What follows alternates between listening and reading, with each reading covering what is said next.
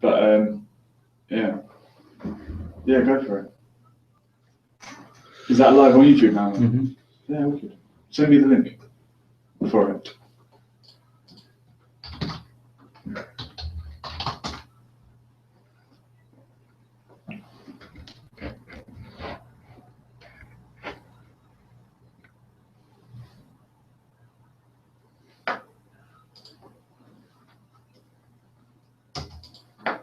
Yeah. You got the link? Mm-hmm.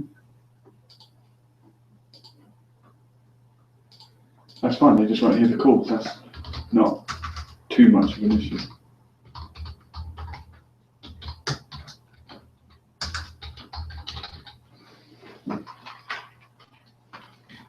What I can do, Yeah. when someone is calling, I just put that next to the camera. That's perfect.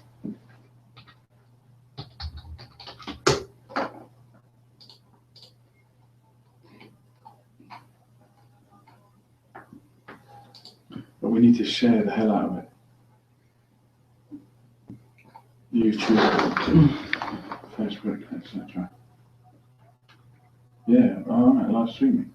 Is it? Yeah. I'm going to watch myself now. Yeah, there I am. Man, I look depressed. How long was the delay? No, Is it clear? that's me last year. Is it clear? The picture is clear. Alright, that is blocking the real live picture. So, move it out of the way. Mm-hmm. Alright. That's fine. Alright, live streaming. Is it? Yeah. There we go. Move, but move to your left. There you go. Huge man. Should we go and done it? How come I can't see the link on here? Well, I can send it to you. Do you want it? On Facebook, quickly, yeah. Facebook. Quickly, I'll just share it everywhere. Hold on. Sorry.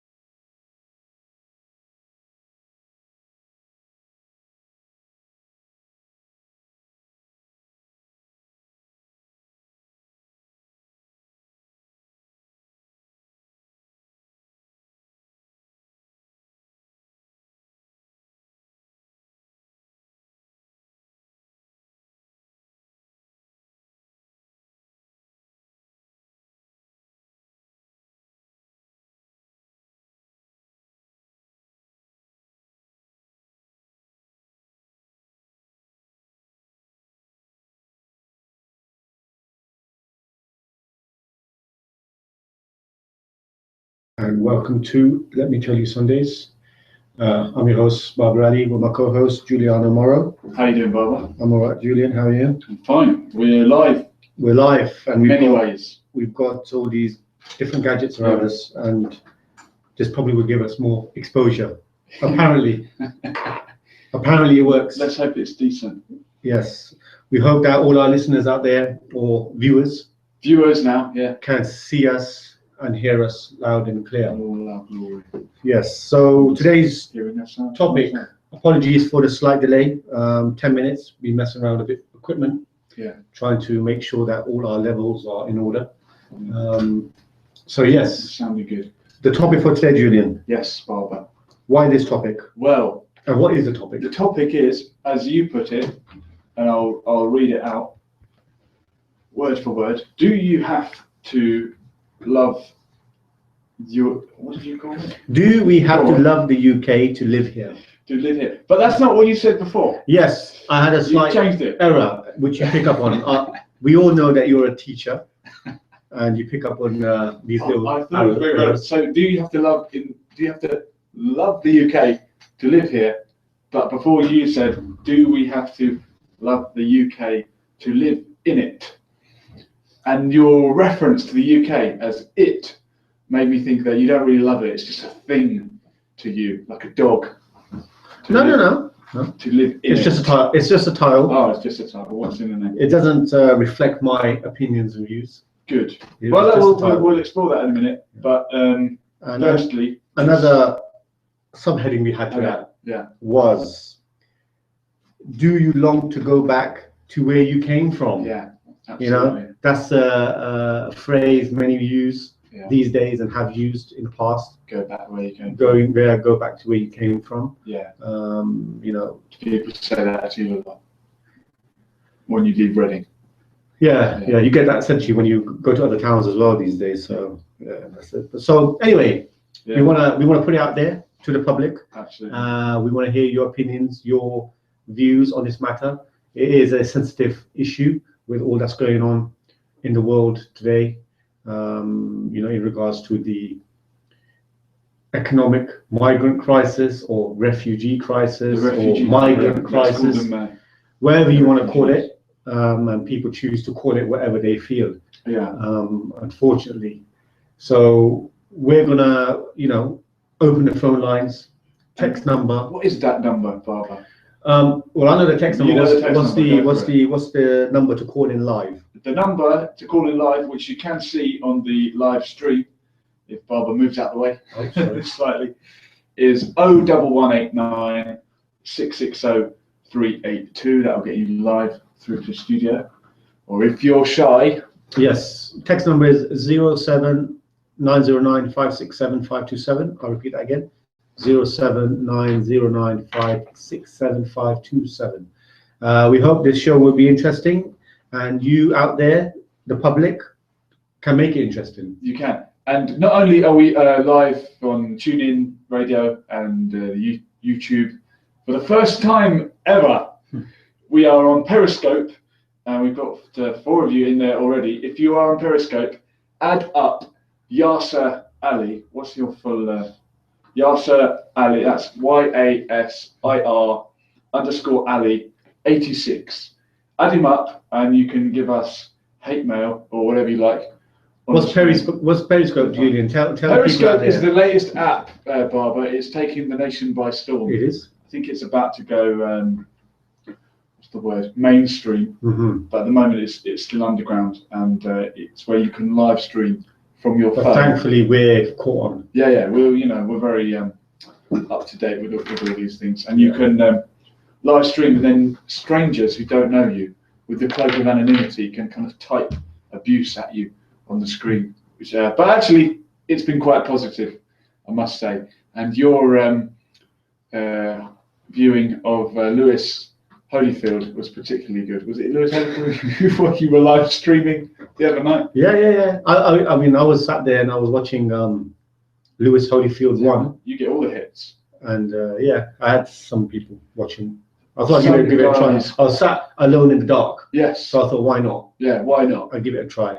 When you're alone in the dark, why not go live to the world on Periscope? So we are playing around with that, but still the priority is the phone calls on 01189 660 382. I'm just having a look at the Periscope now. Yeah, we've got 5 people in there. Let's do some shout outs to Benny and Ridwana, must be in there somewhere, and Giuliano Mora. Oh, that's me.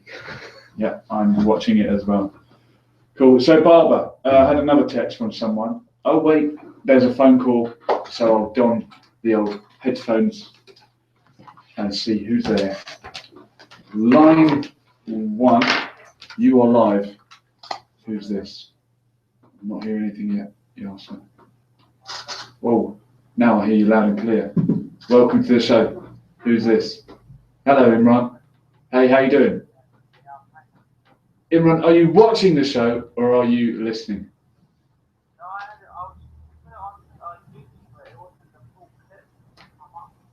What did you get when you clicked YouTube?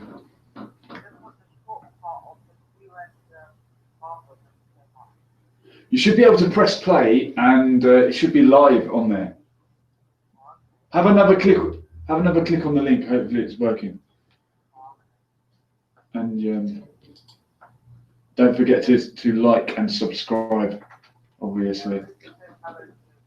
Thank you. Regards to Rizwan, he's always welcome. How you guys been doing? Send us the YouTube link. I will do, Barbara.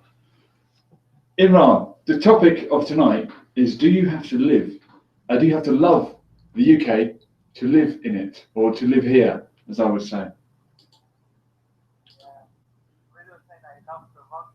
Ah, now who is he supporting? Because Pakistan didn't quite make it this year to the Rugby World Cup.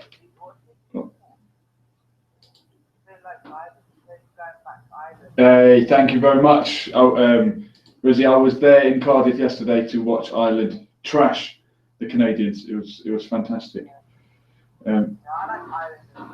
What do you like about Ireland, Imran? Because you're English and Pakistani mixed, right?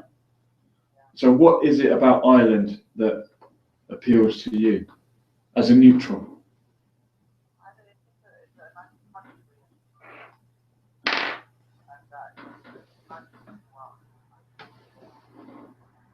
And we never invaded anybody. Is that part of it? Give us your best Irish accent, Imran, without offending anyone. Go on. I won't mind. He does it all the time when he's on radio. He's always making fun of. I'm only joking, Imran. You're not like that. Cool. Well, I'm glad you guys love Ireland. But do you love England? Are you English or are you British? I love English. Yeah. But would you say I'm English or I'm British? What's more important? Yeah, I am British. More British. Yeah.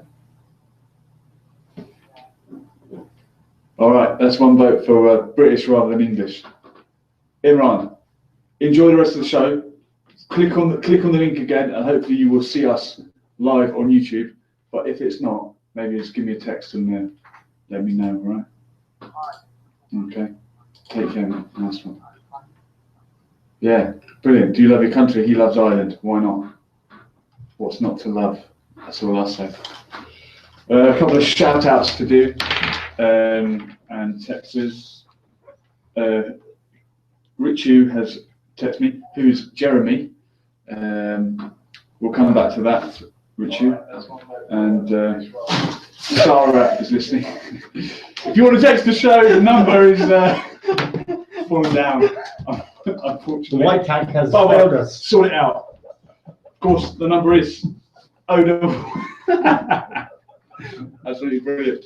01189 660 382. I made that poster, but hours before we. Or they can send their messages on Periscope. Yeah, or send your message on Periscope, and Yasser the Ghost Ali will read it out in his best reading voice, and we'll get back to you on that. So I suppose I better address the question of who is Jeremy.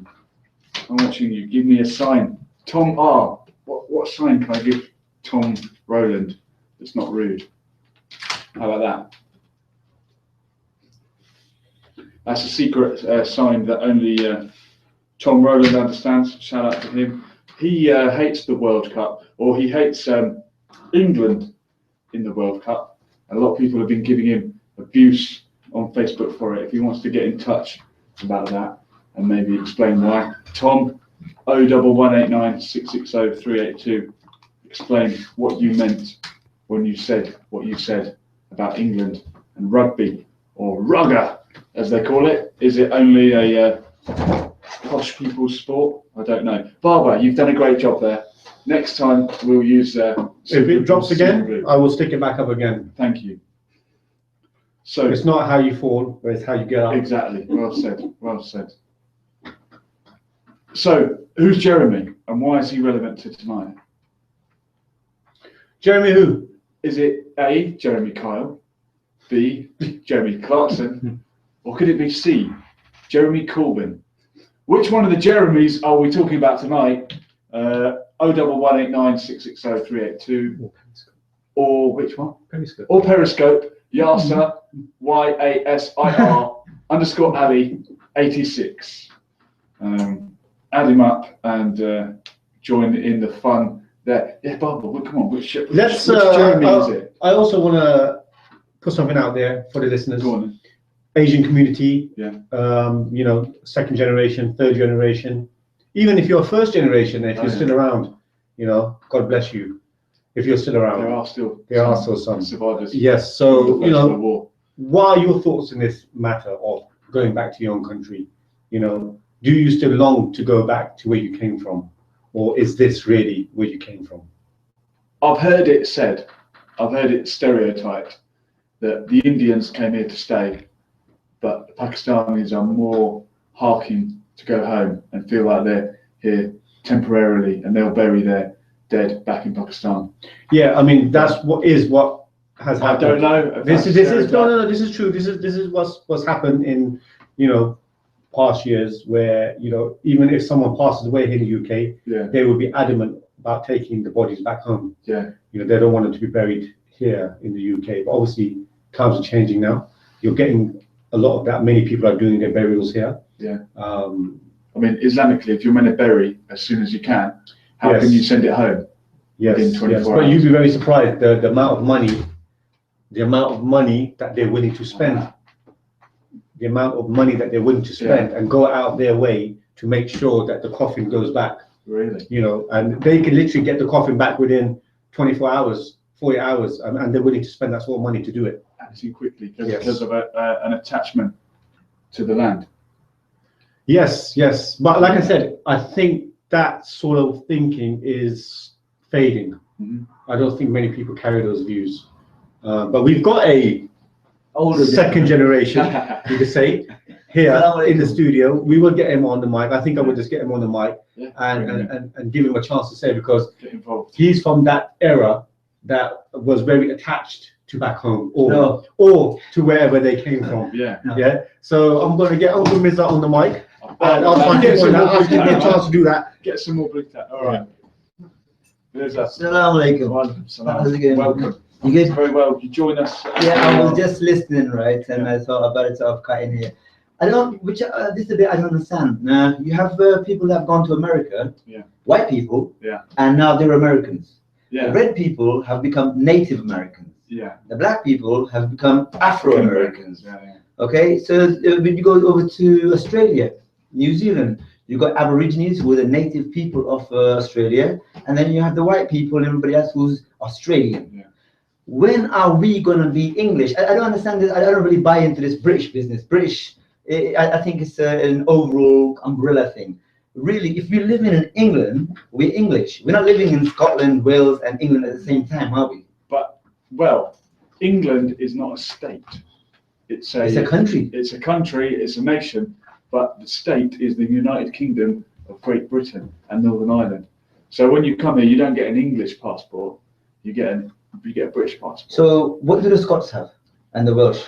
British passport. Well, then we're British then. UK passport. There you go. Yeah. A big umbrella and makes us all British then. But now you can have native British, which would be, say, like yourself and other, white people. I'm from Ireland, so that's not Britain.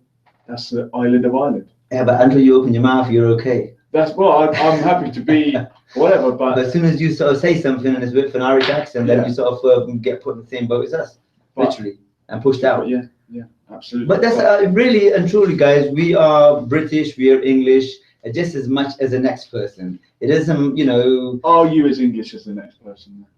Why not? And do you want to be? Yeah, hang on. But if English means, having pork pies for dinner and drinking, guzzling loads of beer, then no. But if English means Western loving this country, working hard to promote this country, to make this better, promote ourselves, be law-abiding, try and do the right things, then yeah. Well, in what sense are you English? Because you're also British Pakistani, right? Yeah. So you're yeah, I hate that word again, British Pakistani. Okay, you're Pakistani. Well, how do you want to say it? All those people that are in America now, they're not Western American Italian, they're not American Polish, they're not American English. A lot of them say I'm Italian American. I don't know. If you go to Boston, they're Irish American. Well, they're Americans. Everybody says they're Americans. That's it, Me, I suppose, you know, yes, I came from Pakistan. My parents are from there. I don't have any great attachment as such. It's the country that bred me and born me. But now I've been here all my life. Yeah. So I don't know any better. I don't know anywhere else. I just know this country. Sure. So Well, I think we all have a national identity and an ethnic identity, and identities are complex. So we can all be British. yeah, but but- it creates racism, doesn't Well, it? then eat a pork pie and have a beer. That's what the real No, but English it's will say not- to you. yeah, That's what but- being English means. No, mate. no, I don't buy that. Yeah. I don't buy sitting there guzzling beer and eating pork pies and watching EastEnders is all what makes you English or British. It's not all, but there is a native culture in these islands, and there are immigrant cultures, and there have always been immigrants coming in. And I know the Romans came and Well, the Anglo-Saxon, whatever. listen, But the who people who is gave their actually, who's name actually to the land. English or British? The name- Danes were not here. Okay. The Normans, the Romans, the Vikings. How far back do you go to say that who's English and who's not? The native Saxons came from Okay, Saxony. okay. You always hear WASP, you know, white White Anglo-Saxon Anglo-Saxon Protestant. Saxony. Saxons came from Saxony. So who are the actual native people of this country? It could be us, people of color. Who's to say? Okay, And but we got pushed out. okay, well then maybe the British were really from Pakistan, and when they were there, they were going back to You their know, homeland. they just recently, this young lady, or whoever she was, came with the Romans probably, right? Because, you know, with the Romans, you had the Roman Empire, and it was encompassed all of like Jerusalem, Asia, Yeah. the Middle East, everywhere, maybe parts of Africa, especially North Africa, you know, Tunisia, Algeria, Morocco. So they found some skull that belonged to a black woman, going back God knows how many centuries. So really, you know, people of color have been here. What do you mean by Isn't it- what's isn't it- people of color? What does that mean? People of color. What, go on, explain. Not As, pink, what? as in a little bit of So tan. every other be every race brown. other than white. That's is people what of you're color, saying. pretty much, yeah. Okay. Well, if that's what you mean, Yeah. why do we need a new name? No, we don't. For that. We're all British, as you just said. You pointed that out. So that's it. But if I we're think all this bit British, about doesn't it Pakistani, all come to- Indian British, If it doesn't Pakistani matter- British, Chinese British, you know, I don't know, This French British. I mean, Normans are not called French British, are they? No, but I think the beautiful thing is to have everyone British, as you say, Yeah. and be proud. But be proud to Be be proud to be. British Pakistani, British Irish origin, British Italian origin, and If it native starts- British. If it starts putting you in pigeonholes, then doesn't it? You know, it's like when you go for jobs and all the Don't you rest of think it. that's very compromising, Julian? You can't do, but you But can't. don't you think it's deny very that we're different. compromising? Why deny that we're different? But don't you think it's very compromising? People have to compromise a lot of things to actually take on that title Of of being British or English this or British this. Don't you think it's compromising towards their values? Because like a lot of people, you know, this is a multicultural society, right? Mm. So for people to come here and start taking on certain titles where they have to compromise where they've come from, whatever their agendas are, whether they're economic migrants or not, don't you think that's a bit too much? look, what's in Yeah. it? What I'm saying is, what's in a name?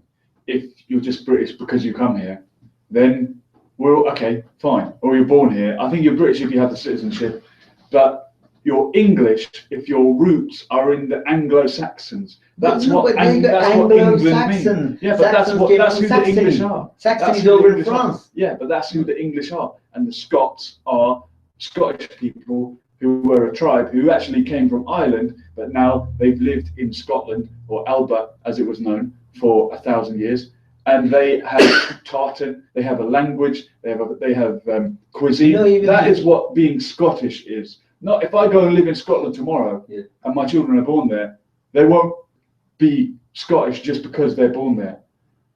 They will still be British. You shouldn't. And Welsh people have their own language and their own culture and their own cuisine. Well, they're trying to bring it back. I mean, it was dead for quite. No, it's alive. It's alive now. It is slowly coming back. alive. Slowly coming back. I was you in know. I was in Wales there yesterday, and people are proud of their heritage. If you reduce white racists, okay, have this myth, and because they're so well, they're not very eloquent, they're not very good at explaining it. but they will say to you, "Oh, you're not allowed to be English nowadays. You're not allowed to be English." How many times have you heard that? I've From never heard angry white racist Actually, I've will never tell been you in an that. environment where there's a lot of racism and Okay. stuff, so Well, I'm quite fortunate. You'll But hear you it. know what? What have you brought to the table? Come on, Who? if it was just everybody that's come to this country, from the Chinese, from the Asians, to the Africans, everyone, we've just, you brightened up this place. I mean, from just boiled cabbage, potatoes even came from America, right? But from boiled cabbage, which was all this country had, and boiled beef for what it was known for, the French always thought the British were into the fighting and boiled beef and boiled cabbage. That's all they were known for. So I think really we've just brightened up the culture of this country. All the different races that have come over here. We brought a lot to the table. I mean, curry, for example, has taken over from roast chicken, turkey, and everything. Yeah. So I think we brought a lot to this country. No, I mean, I was out in East London last night. We went to an Asian restaurant. It was full of English and Irish. What English? White English or Asian English? No, English. No, when Barbara says English, what does he mean? I don't know. See, for me, to me, it could be Western Asian English. No, Indian English. Yeah, why not? No, you don't. No. When I say Listen, English, what does it mean? When Barbara says he was an Englishman, he means he was a white man. Well, And okay, that's implicit. I'm gonna say No, but what that- kind of Englishman? It was, Isn't that what it is, though? Well, to me, Western, end of the day, now our children, your kids now, Baba, and even yourself, Yeah. do you know any different? Could you even survive in Pakistan? Well, this is a good question, and I know we will probably get to that point during the show. From myself, personally, I don't really know what the future holds. It's like with all the stuff that's happening now in the world, especially in this country, and I think racism is actually coming back. I think it's going to come back, maybe not as hardcore as when you had them strolling around the streets and knocking on people's doors and beating people up. I don't think that, but it's coming to another level, a bit more sophisticated level, and I think it's coming back. So I hope not. I think that will take England back as opposed to forward.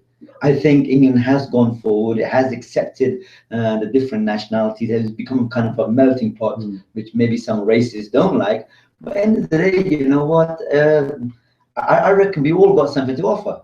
And the people that you find the most racist are the ones that never traveled. They've never worked with anybody yes, it's always the case. So it's always the case. So I think anybody who's traveled abroad and seen things, I tell you what, it's straight away they might have got a mind change.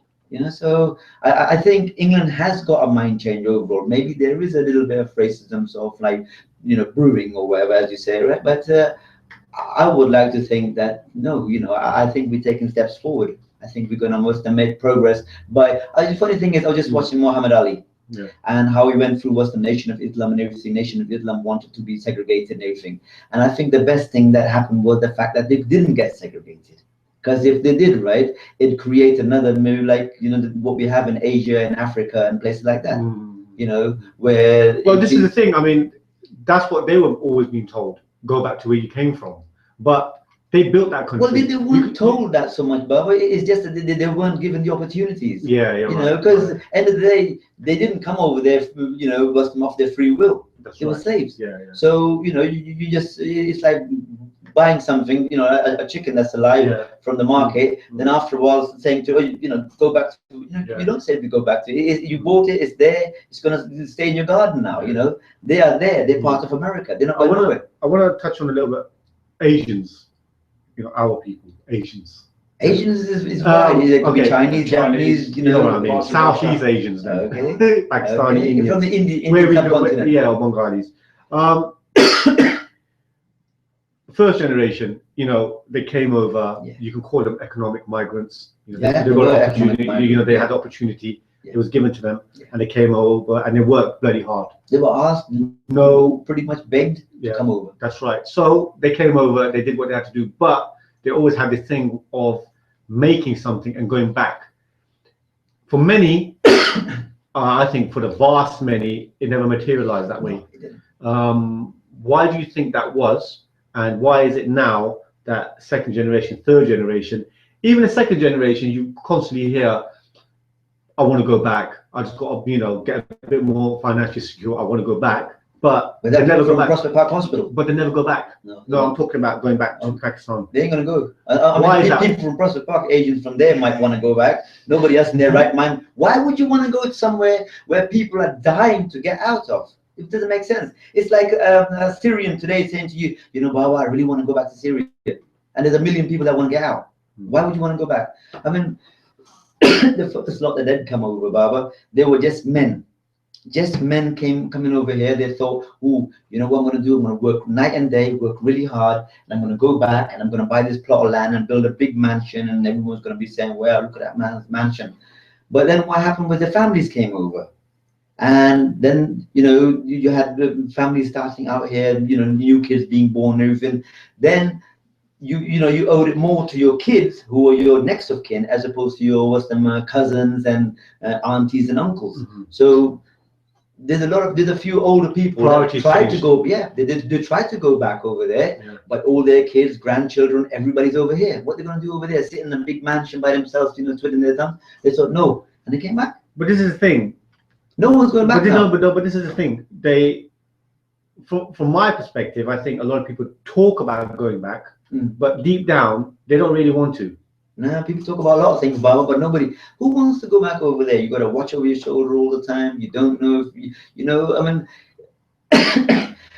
you know, here to a certain degree, you got law and order, you got education, you got everything that you would want for your family and for yourself. Over there, you know, if you've got the contacts, you got the money. If you got no contacts and you just got money, that will dry up. You've got to have the contacts and the money to live well. And at the same time, you always got that little, something to fall back on, British passport. Things go bad, you just come back over here. I mean, okay, this is a very, very isolated case. I don't even know if it happened, right? But there was some bloke from over here to call his, I've known a few people that have taken their money, gone over there, and they've come back. But in this particular case that I've heard about, the guy went from over here, he built himself a lovely mansion. Beautiful mansion, just like, you know, how you'd want it to be. Some well-to-do big guy, probably some politician, saw it. Wow, that looks nice. So came over here. He goes, you know what? I really would like to buy your mansion. He goes, no, it's all right. I don't want to sell it. I've got no intention of selling this. This is mine. This is my dream. This is what I always wanted, and that's it. He said, no, you don't understand. I really, really, really, really want to buy it. He got the gist of things. So he said, for example, okay, 100,000. He said, not a problem. Here's the 100,000. Next day, the man who just sold the place, his son disappears. It's a ransom note, 100,000.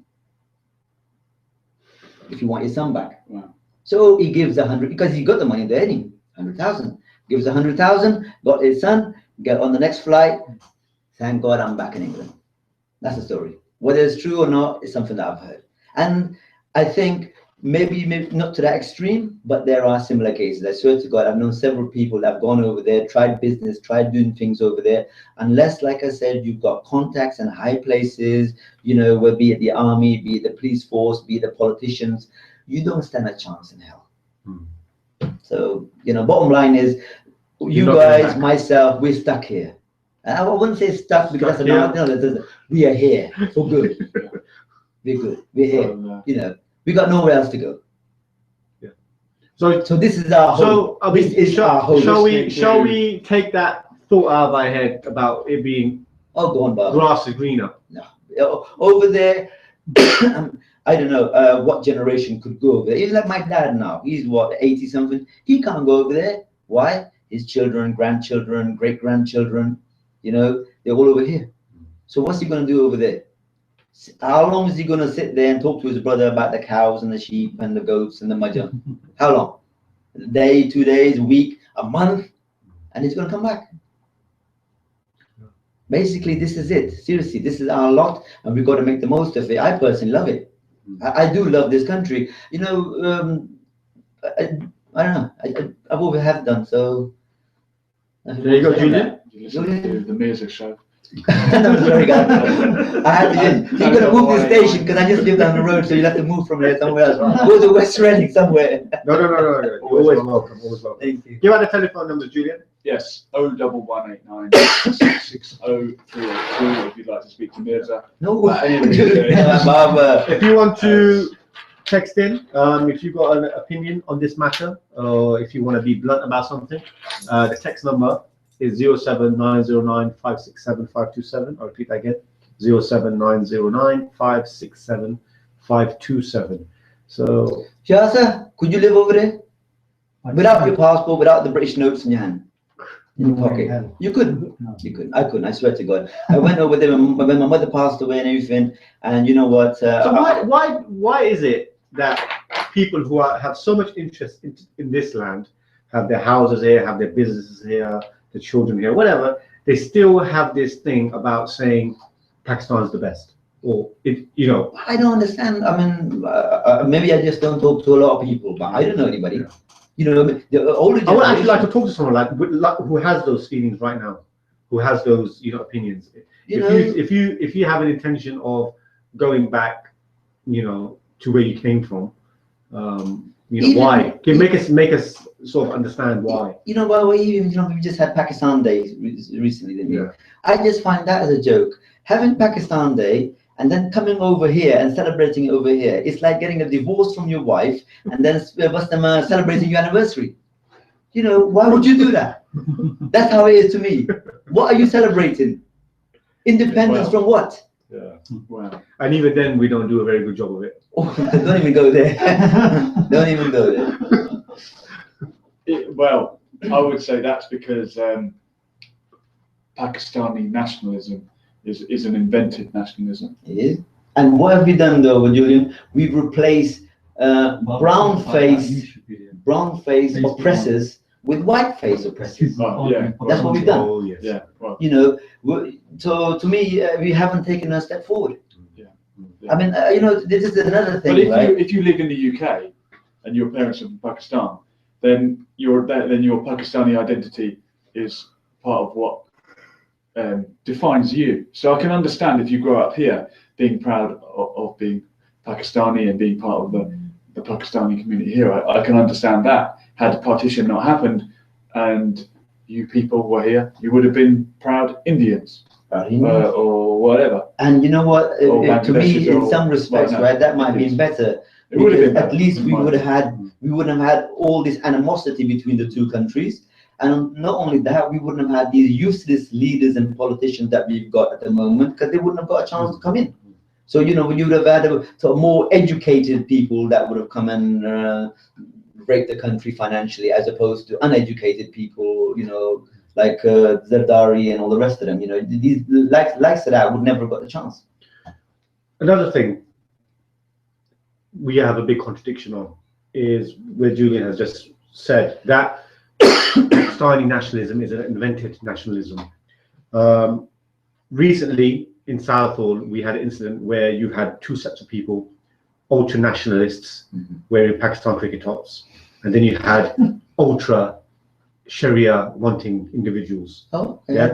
So there was a clash there where you had the Muslims, I'll put that as Muslims, saying to the nationalists, nationalism is haram. Yeah. What are you doing? They're and right. then you've got the Pakistanis saying, Pakistanis Zindabad to them. Yeah. So this is another thing. Pakistanis, we love to have that little subheading, Muslim or Islamic state the or whatever. Muslim is the main thing. It's the Pakistani that's a small thing, I would have thought. That's right. So I would say I'm a Muslim first. I said, Baba, this brings me back to this something here, right?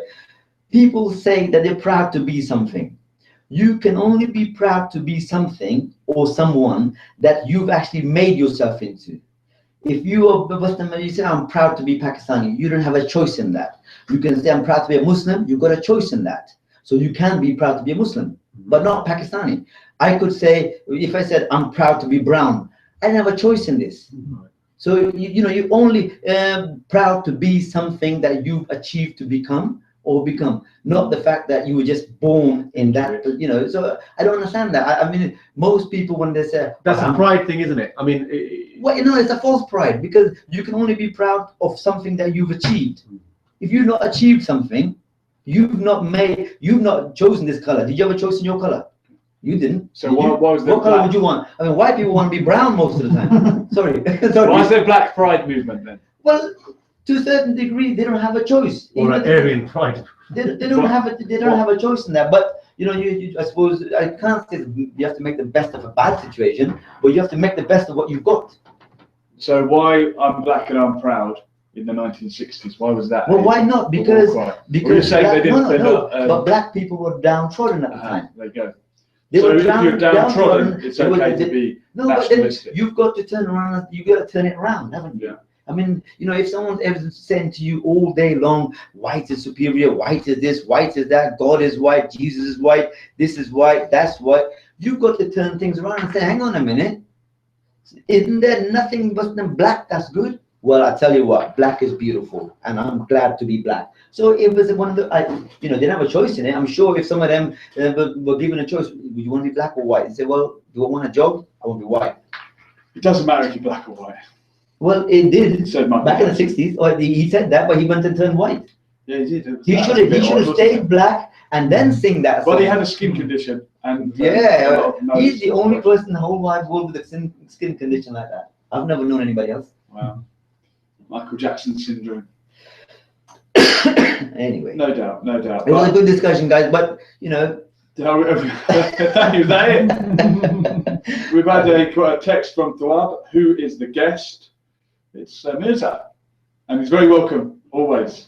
thank you, thank you. I think you make a lot of good points, Mirza. I don't know. You know played what? devil's I'm advocate, like I really. said, I'm you know coming up past my sell-by date, so I've had a few life experiences and everything. So you know, I'd like to think that I can now think quite positively and you know move forward. You know, Look, yeah, I think we can all be proud of what we are if it's not at the expense of someone else.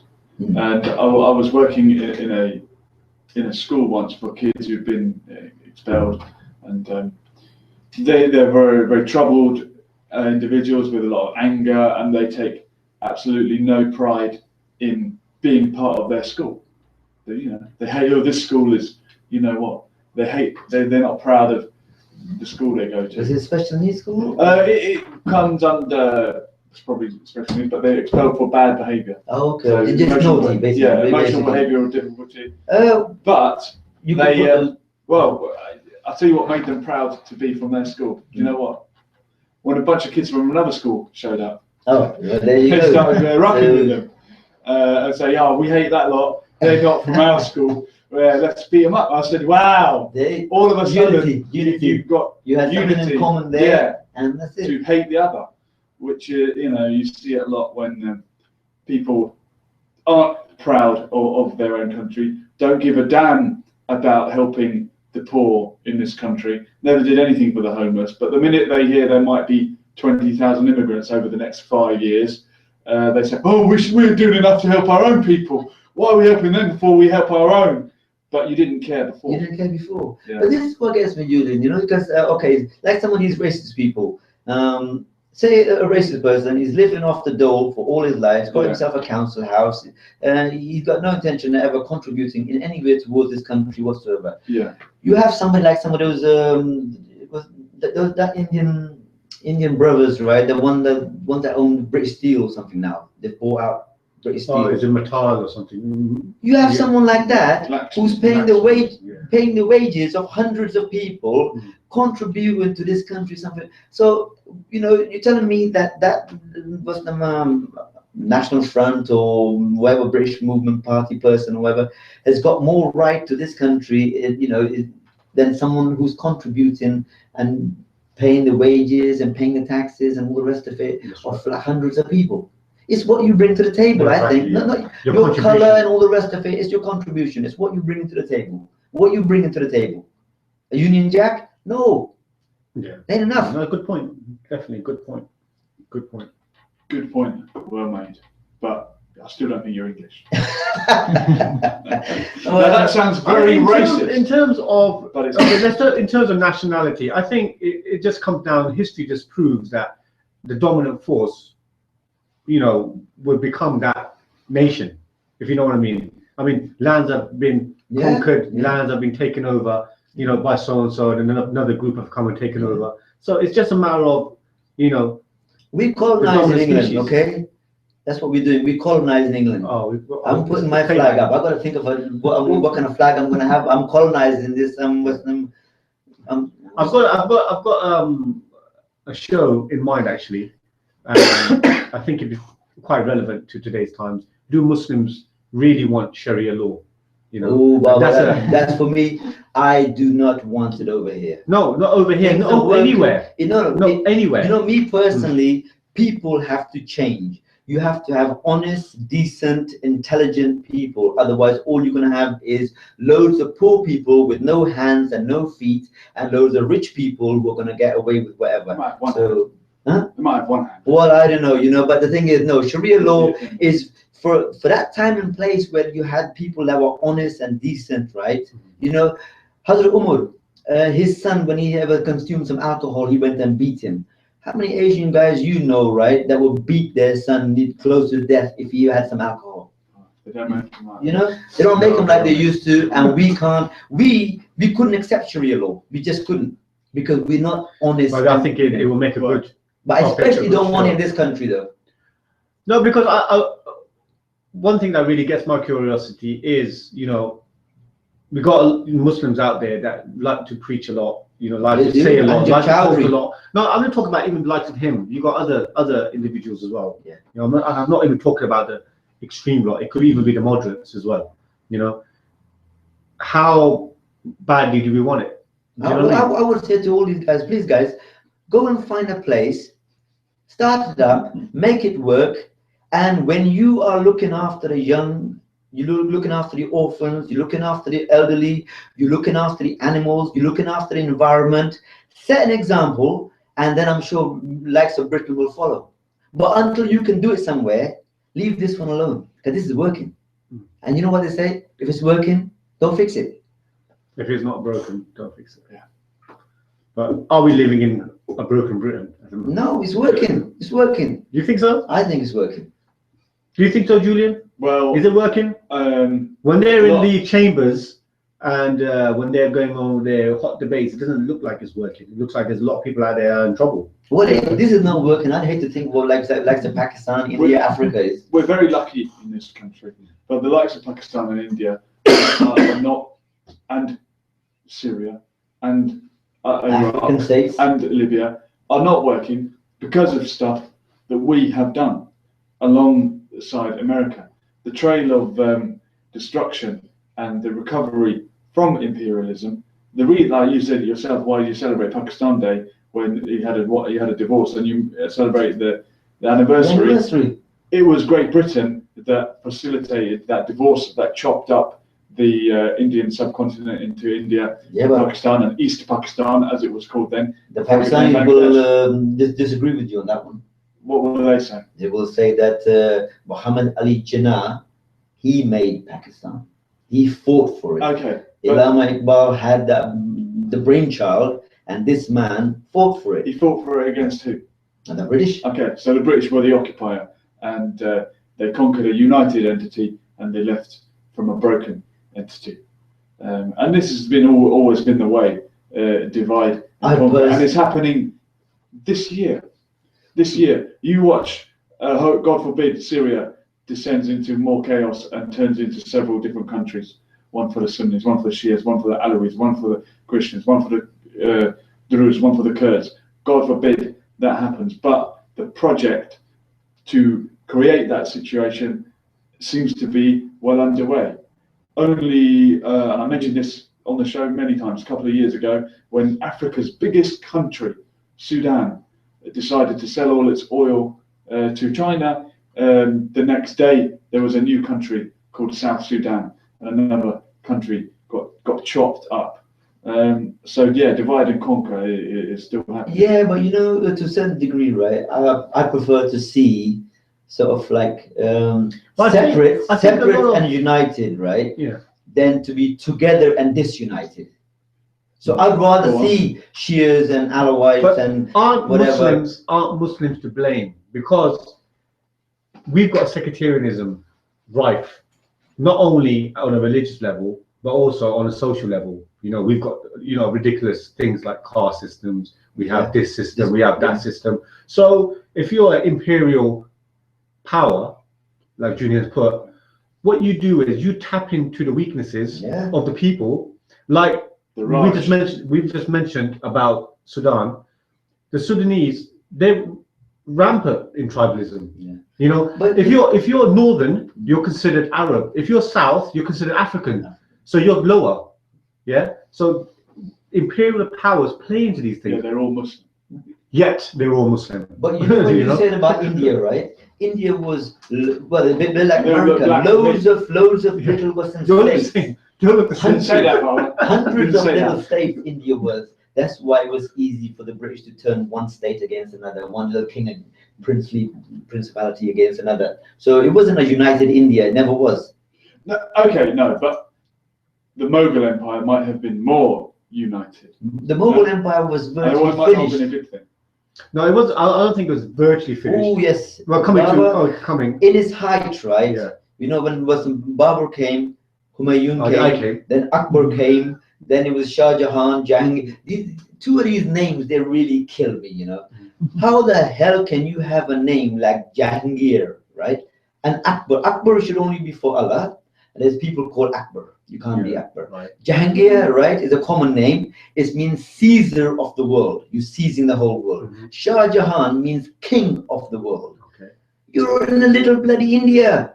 There's a lot more to the world than just India. How do you give yourself these titles? But the thing is, Uncle, you can't have these titles. We have to look at also the time they were living in. You know, taking over. They thought India was the whole world.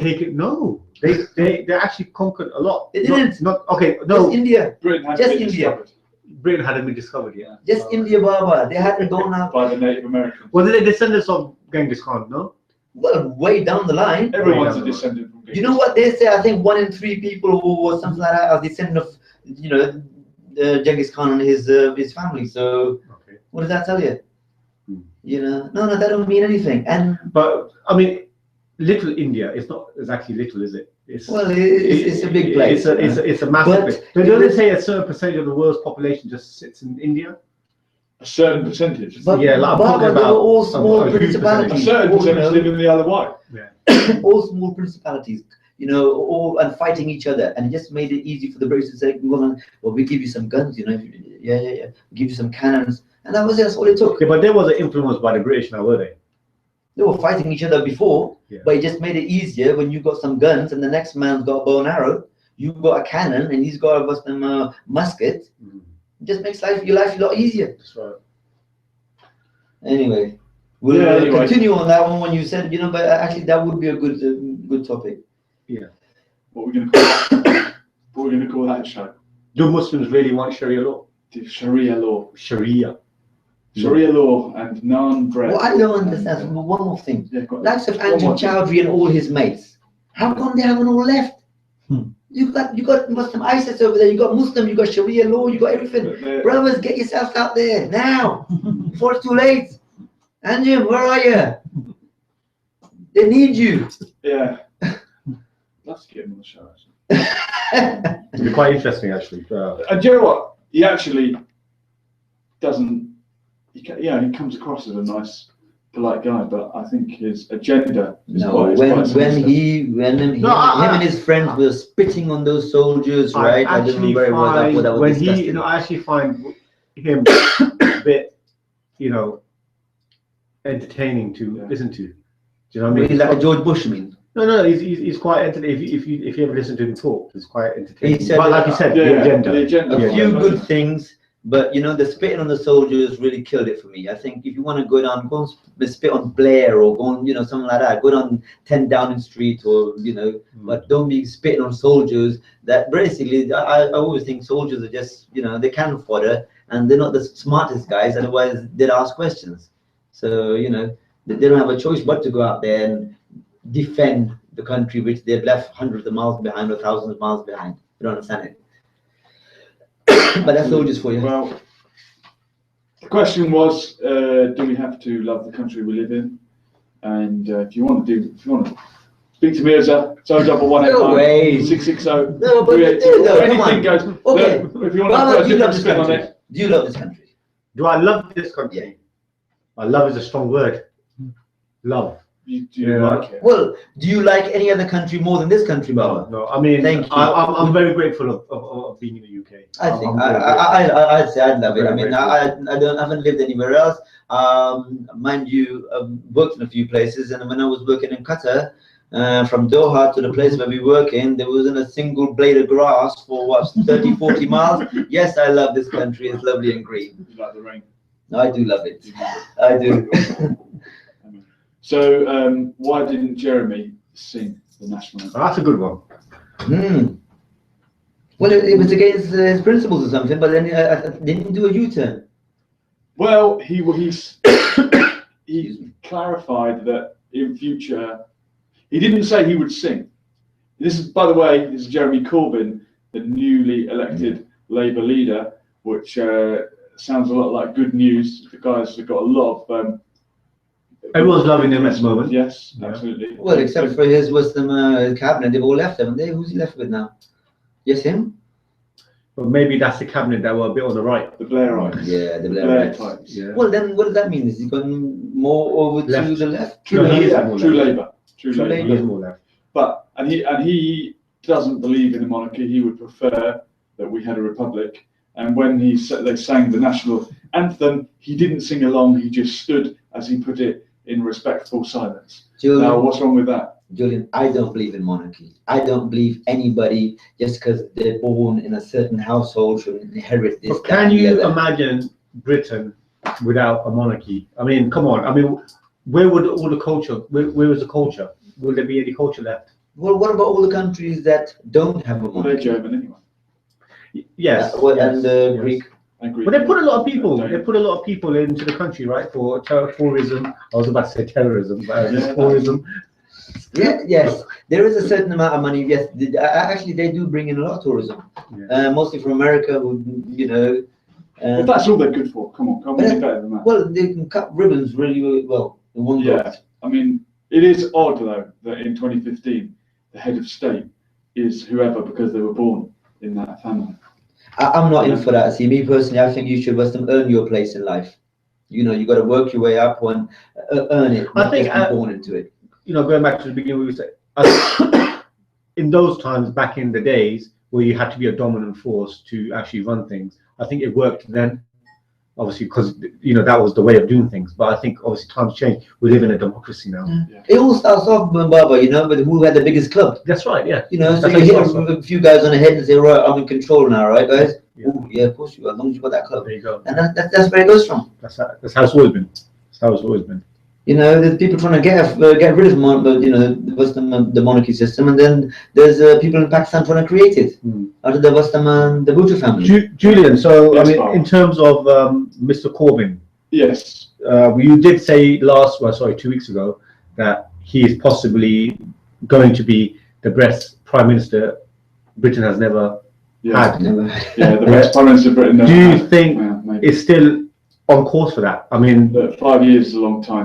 I think that I also had a discussion yesterday, a brief one with somebody, and I said that if Conservatives are running now, they're running now, Yeah. they will be for the next 3-4 years. But if they come again 5 after years. for another term, 5 I years. think the country would change drastically. I think it would change drastically. Can you imagine for 10 straight years? You know. I've never heard this guy speak or anything, but is he charismatic? Well, one thing that really struck me was when he did his what was it called? Prime Minister's Prime Minister's question. questions. Yeah, question time. Yeah. One thing that really struck me was, which was very genuine, I found of him, was that he addressed the people straight away. Okay. He actually mentioned that he collected so many emails from people and so many Oh, questions, okay, and he yes, actually yeah, read questions yeah. from people. You know, and when was the Yeah, last is that time? gonna be for the When first was the week, last though? time that was Yeah, I done? know, I know. You know. But at the end of the day, Baba, he has to be charismatic. You know, like Ed Miliband, he wasn't. He just wasn't. Yeah, poor old Ed. You know. Well, you know, what a shame that that's how. But Well, Cameron is a veteran, you know, seasoned veteran. Miliband had no chance. You know, he would just got eaten up. He just got eaten up by him.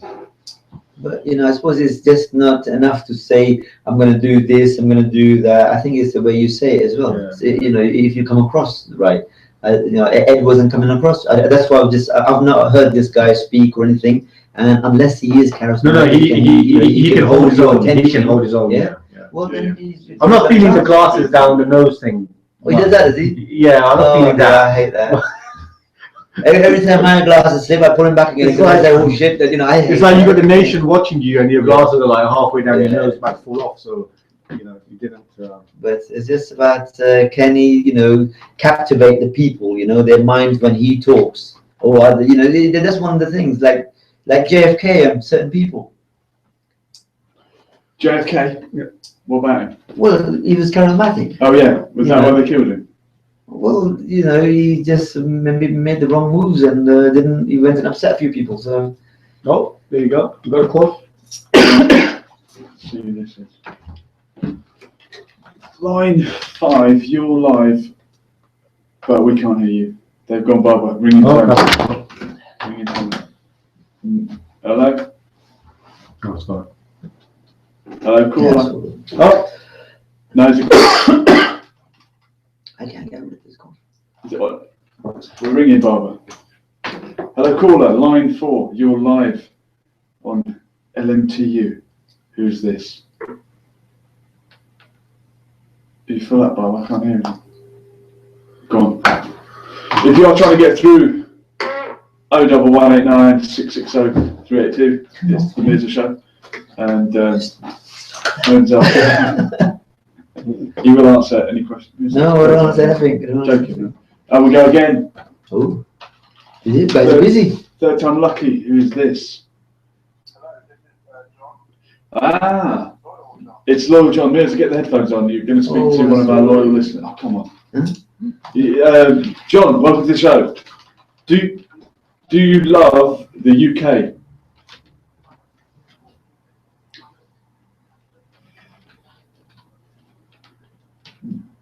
What do you love? Why though? Because you could have been born anywhere.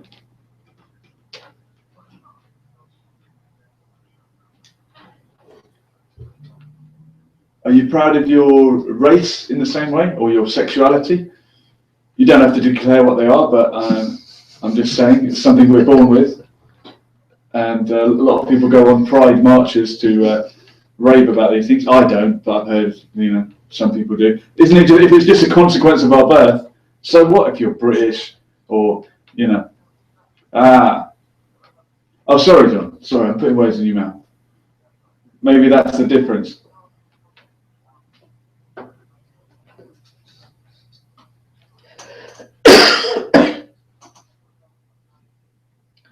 Well, you don't have to say what they are, but we can, yeah.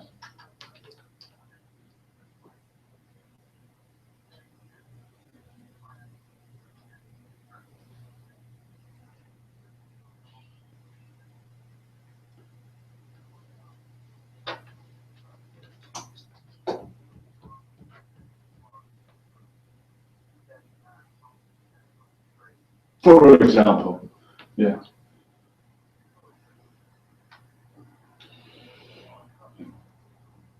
Good. But would you sing the national anthem?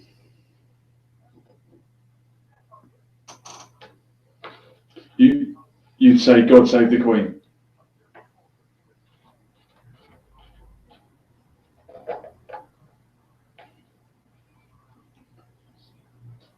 That's not very loyal of you, John, but yeah.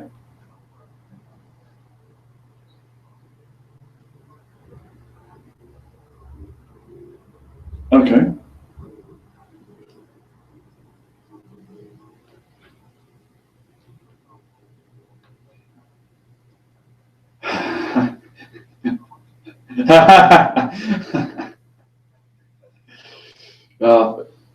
But fantastic, Bill John. And you could, of course, play God Save the Queen, the fascist regime.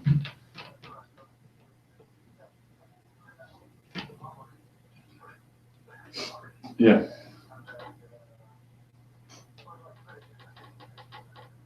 Okay. Blame.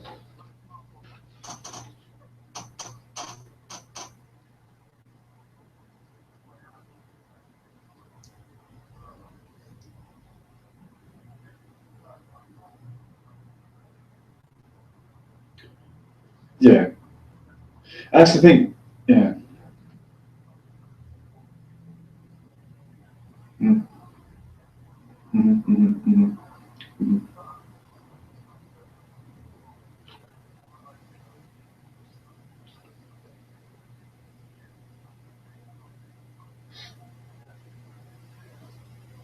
Exactly. Yeah.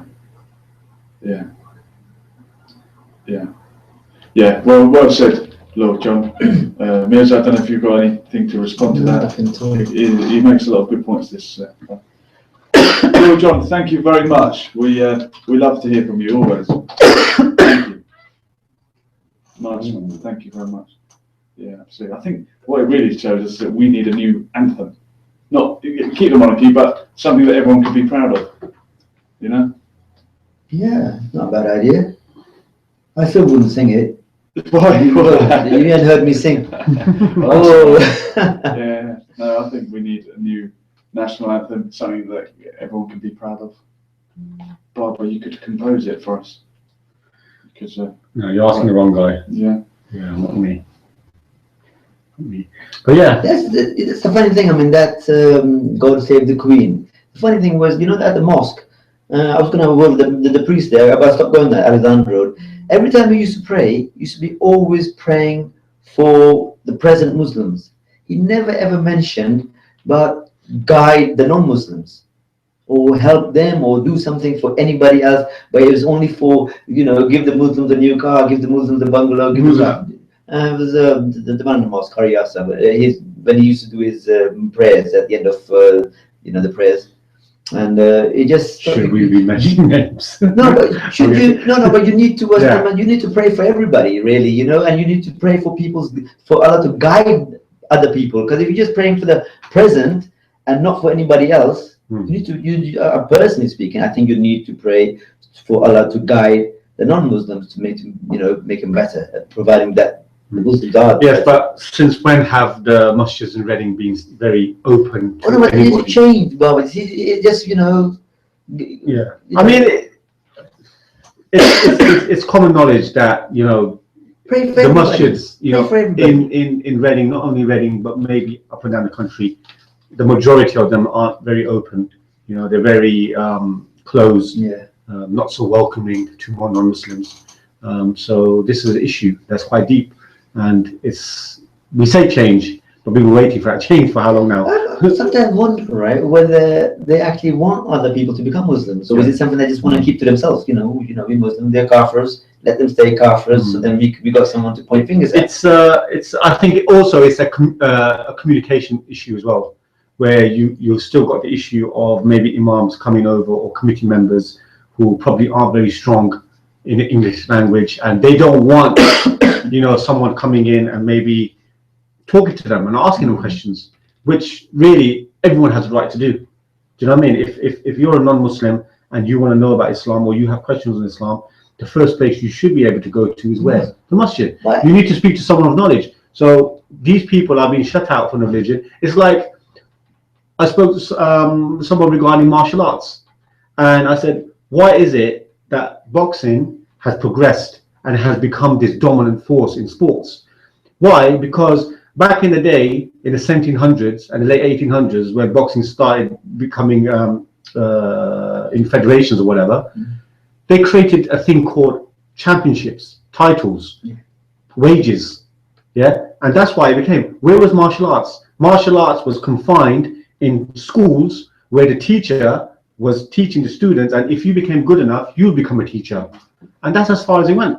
It wasn't big until maybe the 60s and 70s when Bruce Lee started coming in, and he started making it a bit more open. But before, it was too closed. And if martial arts had become an international body, it would be a dominant sport, in the world. I'm talking about money-wise. Too many rules and regulations with it. But initially with martial arts, Baba, it was something that was rules and regulations a secret thing. You didn't want to pass on. That's right. That's right. It's a secret thing. And I actually think it's hurt. I think it's hurt them. I think it's hurt martial arts, because Thai boxing, which I feel is a dominant fighting art, you've got jiu-jitsu, which is dominant, and you've got many martial arts in China. They're dominant fighting arts, they should be above boxing. But why aren't they? Like you said, because they've been closed for so long, you know. And this is a problem as well. Obviously, It's also about money, Bob. it's also about money. But I think it's also a control thing as well within martial arts, where the teachers, they wanted that control, and the furthest you will go is maybe you be a master in your own school, and that's as far as it'll go. Do you know what I mean? It won't go any further than that. And if you had any fights with anybody, they'll be underground and no one will know about them. Well, the kickboxing kind of like kicked off in America, you know, which was basically like boxing, Yeah. but you could kick as well. That's right. You know, like Superfoot Wallace, Benny the Jet Urquidez, and there's a few others that, you know, even Bob Wall, he was a champion. Yeah. Chuck Norris, you know. I just, it's weird that you say that, because they've never earned the kind of money that Muhammad Ali, Tyson, Yes. and these people have earned. Yeah. And yet they've, you know, sweat, you know, blood and guts, Yeah, you know, yeah. to, I don't know, it's weird. Some things are worth more than money, aren't they? But don't you think it's hurt the? I think where you've got martial arts now, and I think when I see certain MMA fighters and I see the way they carry themselves, they swear, you know, they openly swear. You know, they do this, they disrespect this and that, they disrespect that. They, you know, they're doing cocaine, alcohol, whatever it is. And I think when you look at them, you can understand why the Chinese were so close for so long. They didn't want to get to them, because why? It was They would select their students at one time. You know, you couldn't just walk into a club and people would accept you. You know, you had to prove yourself worthy. You know, so it's totally different. Whereas with likes of boxing, kickboxing, and whatever. And but I think it was a matter that the Western man will come, you will teach them, and they will completely disrespect it. Yeah, there is that. So, yes. So But it's weird that it never made this. You know, because these guys don't train any less. You know, exactly. you know, the main karate competitors and stuff like that, the kickboxers. Yeah. With the boxing, what happened was it was more underground betting, gambling, and then they introduced Queensberry rules, isn't it? Yeah. Then they introduced federations, so that kept the rules and regulations intact. So all they had to do was create something like that. Well, look at what happened to wrestling. It was so corrupt that it became just a Joke. performing art. I mean, back in the day, people thought that was for real, and people did fight for real.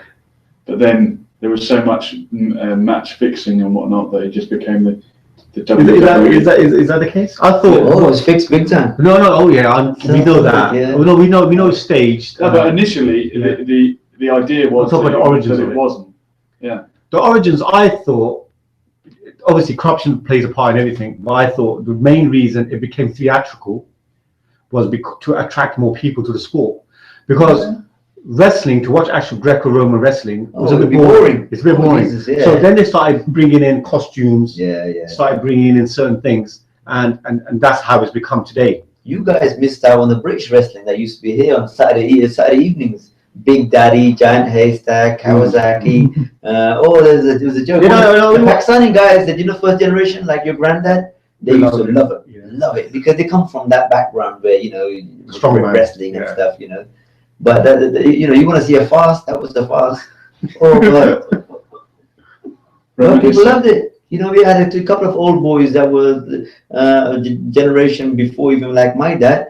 They'd be sitting there and they'd be really getting into it, like some of these old dears, you know. They'd say, "Go on, kill him, oh yeah, kill him." They were like that.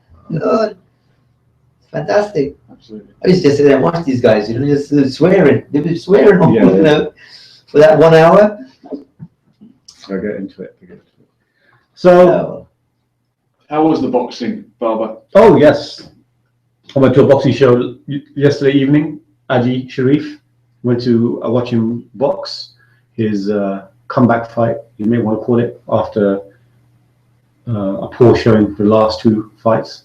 It's back to winning ways, yeah? Yeah, I mean, he got a win Well done, yesterday. He got a win yesterday. Congratulations. It wasn't very dynamic, but he got the win, and I guess you move on. Win's a win. You can have a boring win Where was 49 this? times in a row. Where was this? It was at York Hall, East Oh, London. okay, Yeah, Bethnal East Green. London. Yeah, it was there. Yeah. It was all right. A couple of good fights on the show. I saw a couple of really good knockouts. Yeah. The crowd just went crazy. Any other lads from Reading? No. No? No, Okay. no, but that's really. But Because it's all right. there's a few professionals, aren't there? There's that the African guy, see him running around. Apparently he's quite good. And There's a few young professional Yeah. guys come through now. So, but with professional boxing, you have to have a fan base. You have to have a following. Yeah. That's how the business. That's how it's done. So if you're a young fighter out there, you really need to be out there networking and making a name for yourself if you want to make that big unless money. you're exceptionally good, people start following you.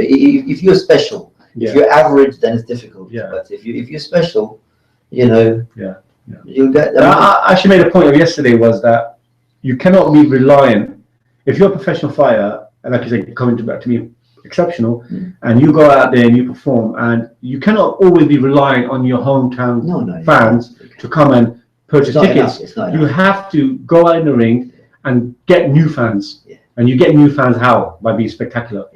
So it's very important. It's very important the show that you put on. That's what is going to keep you in people's minds and think, what, I can't wait to see that guy again. Yeah, I mean, look at Joshua. He sold 14,000 tickets in less than 5 hours for his last fight, which he won in 90 seconds. So you could see the star power, He's knocking him over, isn't he? He's knocking him over. Mind you, Frank Bruno did the same, The same, yeah. Frank It's very similar to Frank Bruno. Yeah, very similar. Same kind of build and everything.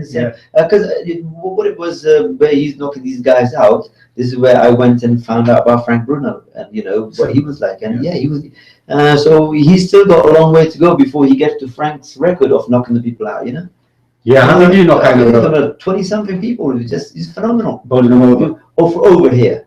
It's just he should never have fought any Americans. You got to fight the best. That's it. You got to fight the Americans. Who's this? What you got a call on line 4? You are live. Who's this? Other guy's barber. Welcome to the show. Have you been listening or watching? Because we're on YouTube tonight as well. Wow. It's surround sound.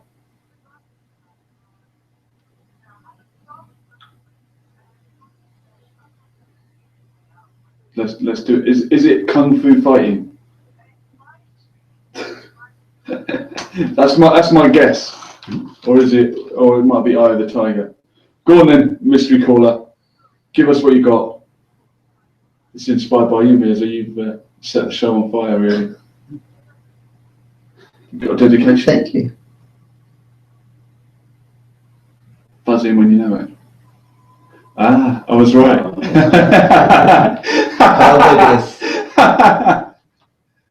Crank it up. Crank it up. Go on. Wait for it to drop. Asian guy that wrote this. No way. Mirza singing along. Caller. So when was this song out? In what? 75. Oh, the Kung Fu 74, 75. Fever was big then. Yeah. This was the B side. The guy was trying to sell the A side, and the record producer heard this and said, "Ooh, I love this." What was the A side? Everyone was boxing. No. It didn't even materialize. We're loving it. We're loving it. That's it. Thank you very much. We'll have another one of those next week, please. The weekly dedication. Thank you very much. Yeah, Kung Fu Fighter. Carl Douglas, I called it right. Who's the band? Carl Douglas. Carl Douglas. Yeah. They didn't sound very. And hard. he was an old guy, probably about 45, bald and everything. And what it was. 45 was maybe back in the day. Yeah, but Back he wasn't like a teeny bopper, And what it was, he was a backing singer, and I think the guy's name was Biddu, an Indian guy who was into music and stuff, a bit like Naughty Boy is at the moment. And you got him, Naughty Boy. What You heard that one? No. Who's that? He's trying to sell the A side, and then, like I said, the producer didn't like that. He just by chance listened to the B side, which is Kung Fu Fighting. What has happened to Kung Fu? Is Kung Fu, is that a style of karate or? No, what is it? totally different. Kung Fu is Gung- a forerunner. Which one is it? Gung Fu is a Kung Fu? Which one is it? Well, I think the Chinese say The letter we don't Kung Fu, Yeah. but we over here it's become Kung Fu, you know. I've got something for you.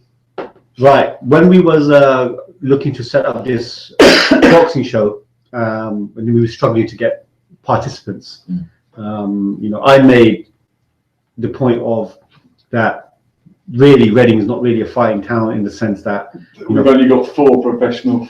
well, it's not really a fight in the sense that, I mean, the gyms are packed. Yeah. You know, people love to train, people like to look good in their t-shirt. It's fine. But, you know, to actually get in there and actually compete and have that competitive spirit, Yeah. I don't think they've got it in them.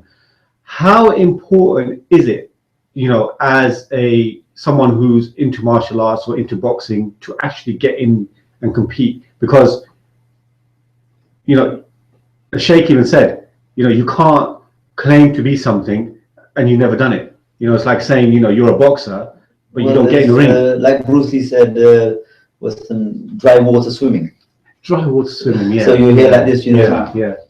So, I mean, swimming on dry water, Okay. dry land, right? yeah. Dry land. So, Uncle, what sort of advice or tips would you give not only to teachers out there, and you know, young guys who actually, you know, train it but they don't actually do it? You know, do you think that they're limiting themselves? Yeah, I think it's well. If it's martial arts, I think you've got to go to some of the competitions. Yeah. You know, it gives you a little bit of an insight. It's not the be all and end all. Initial karate was a Budo art, for example. You know, it's martial arts, which is the art of fighting, killing.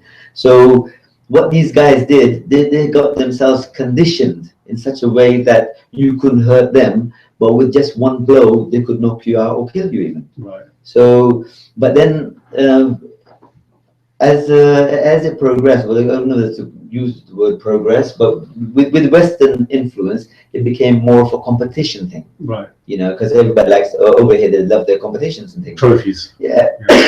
with the Chinese and Japanese, everything is confined. They want to keep it all kind of nice, neat, and tidy. And you know, it's about if you got a Kalashnikov in your house, you don't need to come out and fire it all every now and then. You know you got a Kalashnikov. These guys knew they were bad, but then you know, in a class of like 100 students, right, there's gonna be a few that are absolutely useless. But the thing is, to be given a title just within your school and not go out there and actually see what else is out there, if you've got some competition, you cannot actually know how good you really are. But people are not interested in that Barbara at one time. They were not interested They were in interested. how good I am and whatever. You know, It was more of a personal thing. yeah, as a person, your own sort of thing that, you know, this, you know, you just love it. It's the way of, you know, it's your life. So it wasn't a case of, you know, can I beat him? Can I beat him? Can I beat him? No, I'm not saying to have the attitude, can I beat, can I beat? Yeah. The whole thing is just to see how good you are. Yeah. Because it's like, from a boxing perspective now, you know, you can train, you can hit the bags, you can do the paddle, you can even do light sparring. Yeah. But to actually get in there and Yeah, do an go actual all fight, out. Yeah. when the adrenaline is really through the roof and trying to compose yourself, it's a completely different thing. And I think you won't really know how good you really are unless you actually go into that combat. Yeah, you know, or in a real life situation, Yeah. or in a Western That's right. competition, you know, to get your timing, to get your distance. Yeah. You know, you need that. But then again, right, it's not real life. With competitions, if it's semi-contact, yes, they go over onto the full contact pretty much, but it's not a killer blow, is it? Yeah. You know, every kick, punch, whatever, it's not to take them out totally. It's just to make contact. Yeah. To a certain degree. So it's you know, I'm not a major authority on that because I personally didn't go to any of the competitions and stuff myself. Do you? I mean, okay. I would say if you could go back to that, you know, if you could go back 20 if I years, could go back, you know, Not too 40 late. years, yeah, Come on. you know, yeah, I would say yeah. you would do competition. Yeah. Okay. Yeah. So then, It is proofs in the pudding. Yeah. You need to go and do something. yeah. The people that are really, really brilliant are the ones that are pretty much excelled in the competitions. And you know, one of my favorite actors, Jean-Claude Van Damme. Oh, He's an amazing actor. He is. oh dear. The thing is, I hate it. no, I'm just joking. I'm being sarcastic. The thing is, with actors, you know, people say, is he the real deal? You know, are people the real deal, or is it just show? But with him, he always says, yes, I'm the real deal. He goes, I'll tell you why I'm the real deal. He goes, I've trained. He goes, I've trained at the highest level. He goes, on top of that, I've competed. I will have had 20 fights, you know, and I've won them knockouts. Yeah, so, you know, he's got that as a kickboxer. as a kickboxer. So that sort of cements his claim, you could say. So what level did he reach though? I mean, you know, you had someone like Chuck Norris, right? Yeah. Who was apparently 7 times world champion. Yeah. In what? Well, it's Tang Soo Do. Okay. That's what he did. But over in America, it's, I suppose, kickboxing. I'm not sure if it's full contact or semi-contact. Tang Soo Do. Tang Soo Do. It's the, you know, when he was stationed out in Korea. Yeah. And he did it. A lot of the Western American soldiers, when they were either in Japan, they did karate. If they were stationed in Korea, they did either was taekwondo or Tang Soo Do is one of their styles. You know? Well, it takes 2 to Also, do that. Steven Seagal, Yeah. which is Aikido, and you know the Aikido people hate him for the way he's portrayed Aikido. No, They hate him. Okay, They hate him. okay. He hasn't done Aikido any good. All right, Aikido but means he's harmony. the only foreigner Yeah. in Aikido history Yeah. to be allowed his own what do you call it, dojo? Guess where? Yeah. In Japan. Yeah. Yes. He is one of the grand masters. Well, I don't know, but the Aikido He's the only people hate foreigner. him though. Yeah. They hate him for what he's done. I mean, within What he's done. the fraternity, yes, maybe, but he's the only foreigner who's been allowed to have his own dojo in Japan. Well, So- I will say, you know, his Mark for Death and Out for Justice were fantastic films. But some of the other ones, right? And I thought, come on, Steve, you need to go now, mate. He's still around. Yeah, fortunately. He's still around. So there you go. There you have it. You got to do it Yeah. to prove it. Really? Or I prove mean, it you know, to do it. You know, You got all the you rules. you can punch the bags, you can punch the pads and everything. But even, you know, if you don't go all out, you still need to get in the ring. You need to move around to know, you know, what to evade and when to, you know, attack and all the rest of it. You know, you do need to do that. Yeah. As it said on the Fight Club, what do you know about yourself if you've never had a fight?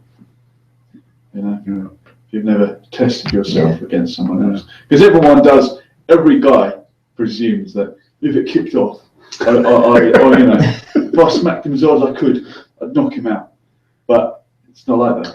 Or that guy was lucky, I was about to do him one. Yeah, exactly. Yeah, exactly. Well, you know, the best thing is to try and avoid it. Seriously. No, but we're not talking about street fighting here. We're talking about being in competition. Yeah, You know. yeah. I think you know what you really need to. It's the only place where you can test yourself. Yeah. You know the early karate guys, the ones that came over here, Kanazawa, Inoda, these people, especially Kanazawa. Apparently, he used to go to these seedy districts, you know, and he used to fight Yakuza and other people like that. So you know, say they've been doing a front kick, you know, come evening time, he'd go there and try that. Yeah. To see if it worked. And if they've been doing, you know, MP, elbow, he'd go down there and he would try, you know, to see if it actually worked. If it didn't work, he said, you know, we practiced all day and look, it didn't work. What about Chinese bird? That's the best one, isn't it? You see that a lot in the UFC, they tap a lot. You know. Really? Oh, yeah. I never see it. I never Oh, no, Chinese Yeah, people yeah. do that. Yeah. Can you actually do it? Are you allowed to do that? You must be allowed to do No. that. Chinese bird. Must work. No. Of course, thumb wars are the ultimate test of strength. Oh, break someone's thumb. Yeah, yeah. Could happen. No, that mine's broken. Really? Yeah, that one's still healing, and this one was broken as well. My goodness. Terrible business. Yeah. They grow back stronger, by the way. Yeah, hope Yeah. so. I hope so. You'd be like having thumbs like Wolverine. Ooh. Yeah. So shall we call it a night? Well, Barbara, you haven't Hold said it the famous I'm not going to say it. I'm not going to say it. Oh, that's the man. Please. During the day when I'm driving, I used to, not last week, the week before, I loved it when you had Maulana Zahir, Sheikh Zahir, a lot of his stuff. Apparently you can't have a lot of Olaki stuff, apparently, you know, from what I understand. But please put some good talks on there. Yeah, so please. All criticisms are welcome. If you have any other criticisms about the I radio don't know if station. anybody else apart from me listens to this right during the day, but I listen to it and I do want to obviously, you know. It helps you get through the day. Yeah. Yeah. But you know, makes you a bit more wiser. You know, you know things. Alhamdulillah, I picked up so much stuff from there. You know. Okay, with that positive note, we are going to wrap up the show. Is that it, Baba? That's it. Until next week. Yeah, we're done. Right. See you next week then. Yeah, Yeah. next week. All the listeners, thank same. you for the support. Thank you for But, supporting One Ummah If FM. you'd like to be involved in the after show, the X hour, Oh, where we talk about all manner of things that couldn't be mentioned live on air. okay. Yasser_Ali 86 on Periscope. It'll all be kicking off rather shortly. Live video, live feed. Yeah. So- YASIR_Ali ALI 86, and you can tell us what you think on there. Excellent. What did the two Ronnie say? It's good night from him and it's good night from you. And him as well. Okay, so next week from 9:30 p.m. again, let me tell you Sundays. Assalamu alaikum, rahmatullahi wa barakatuh.